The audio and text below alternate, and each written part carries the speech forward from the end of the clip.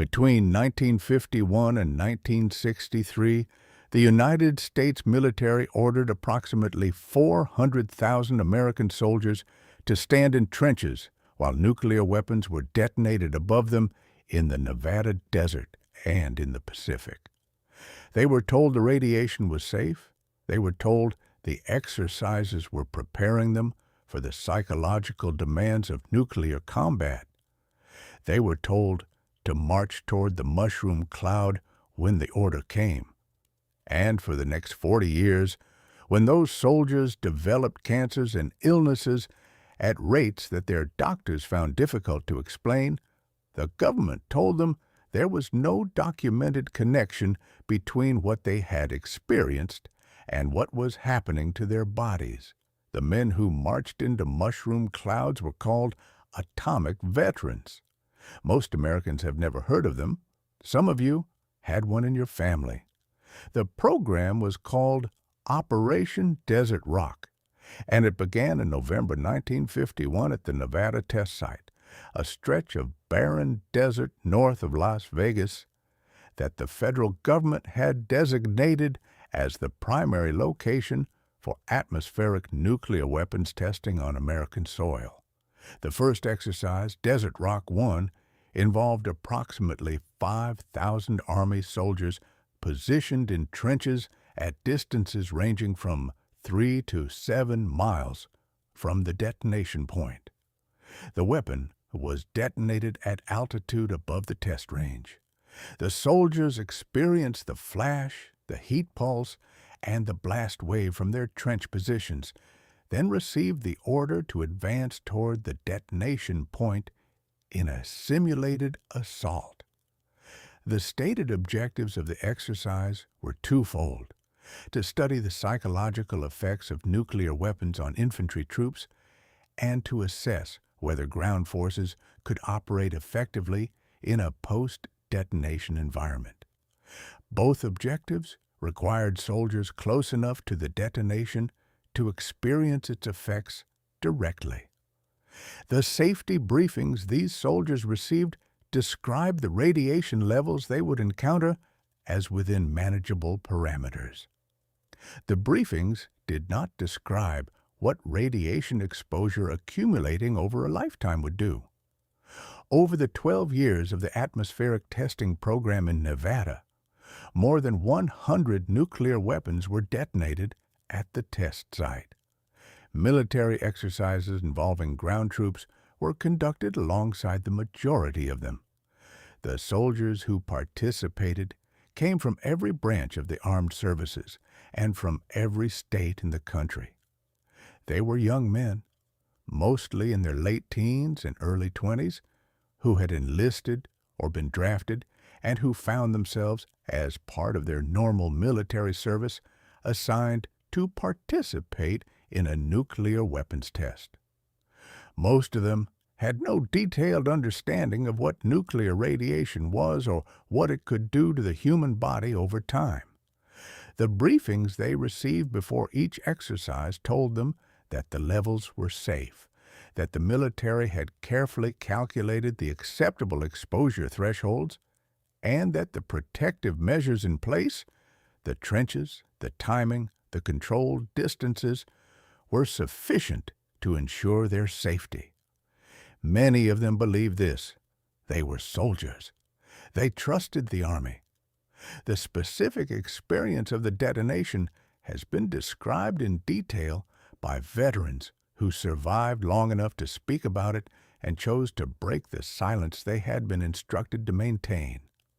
The flash arrived first, a light so intense and so sudden that it was visible through tightly closed eyelids and penetrated the fabric of the jackets and forearms that the soldiers had been told to place over their faces. Veterans describe a brief moment of total white before the other senses caught up. Seconds after the flash came the heat, a sudden warmth that veteran accounts describe consistently using the word wrong, a warmth that felt categorically different from sunlight in a way that none of them had a prior framework to explain. Then the blast wave, the physical pressure of the explosion traveling outward from the detonation point and reaching the trenches as a sudden buffeting force that rattled equipment and in some cases knocked standing men down. And then the dust and the quiet and the order to advance. The soldiers climbed out of their trenches and moved toward the detonation point on foot through the scorched Nevada desert, carrying their weapons, in some cases wearing no respiratory protection at all. Some of them walked directly through the area where the blast had fused desert sand into glass and bent the metal equipment the Army had positioned there to measure the weapon's destructive effect. Some looked up at the mushroom cloud still rising above them as they advanced. They completed the exercise. They returned to their base camps. They ate their meals in the desert evening, and they were told to rest and to say nothing about what they had seen. What they were not told was that dosimetry, the measurement of individual radiation exposure, was inconsistent, inadequately recorded, and in many cases, simply not preserved. The film badges and pocket dosimeters that some soldiers wore during the exercises were collected afterward, but the records of individual exposures were not consistently maintained. Veterans who later attempted to reconstruct their exposure histories to support medical claims against the Department of Veterans Affairs found that their dosimetry records had been lost, destroyed, or never created. The military's official position for decades was that exposure records showed safe levels across the program. The veterans' position was that the records that still existed did not represent the full exposure picture, and that the records that might have told a different story were unavailable. The conflict between these two positions ran through every legal and administrative proceeding involving atomic veterans for 40 years. The cancers appeared in the decades that followed.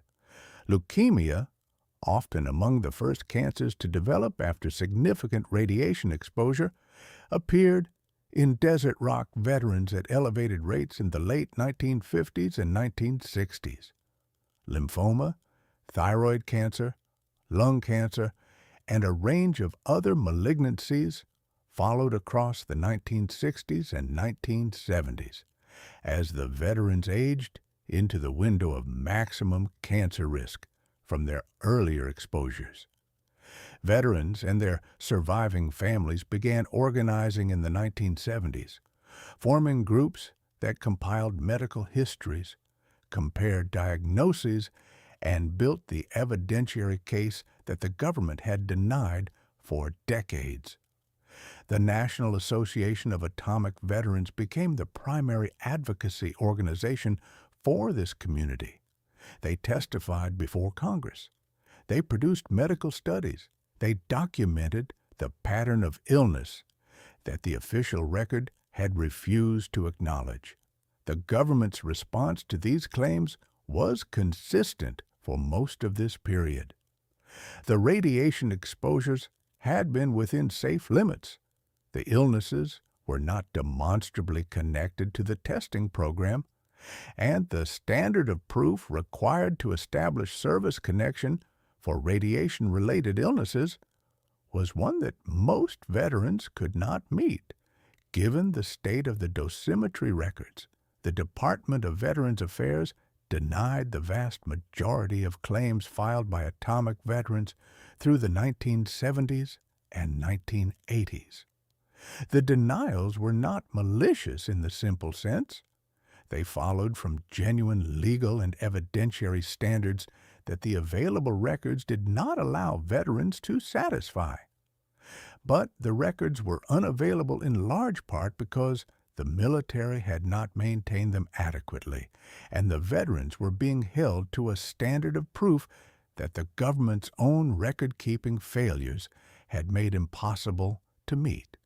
The first formal federal acknowledgment came in 1990 with the passage of the Radiation Exposure Compensation Act, which established a compensation fund for certain specifically defined categories of atomic veterans and downwind civilians who had been exposed to nuclear testing fallout.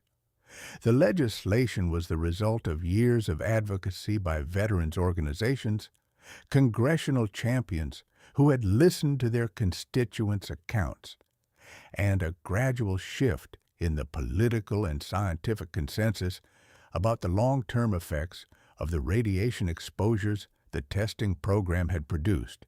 The act was amended in 2000 and again in subsequent years to expand the categories of eligible veterans and the list of cancers that qualified for compensation without requiring individual proof of exposure levels that the missing dosimetry records made impossible to establish. By the time these programs were operating and veterans could file successful claims, many of the men who had stood in the Nevada desert in the early 1950s were already dead. Some had died before the program was even acknowledged to have caused harm. The compensation that reached survivors and families was real, and for those who received it, meaningful. The implicit acknowledgment of government responsibility that the compensation program represented was also real.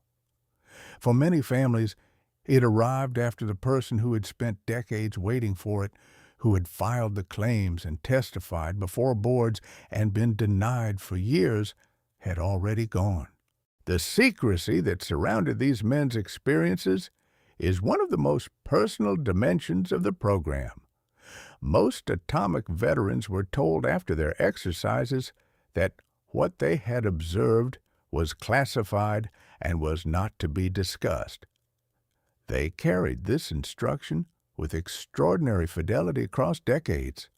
Veterans who developed cancer in the 1960s and 1970s had doctors who asked about occupational exposures and received no useful answer because the patient had been instructed not to provide one.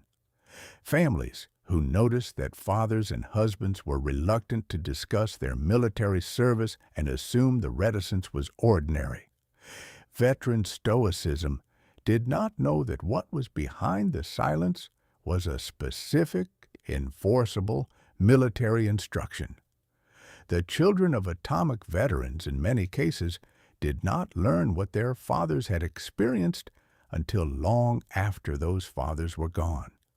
Sometimes from documents released through Freedom of Information requests, sometimes from other veterans who had finally decided that the classification instruction had outlasted its obligation, sometimes from the VA proceedings that finally acknowledged what had been done.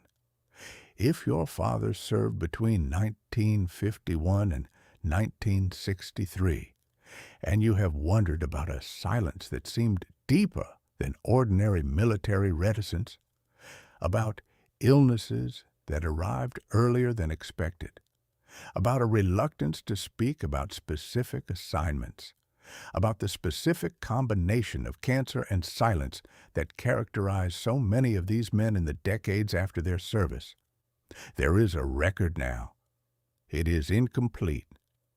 The dosimetry files that would have told the full story are largely gone, but the program exists in declassified documents and congressional testimony, and the accounts of the men who survived long enough to speak. They stood in the Nevada desert because they were ordered to. They were not warned. They were not protected in the ways the briefings implied, and most of them never said a word about it to anyone who wasn't already standing in the same trench.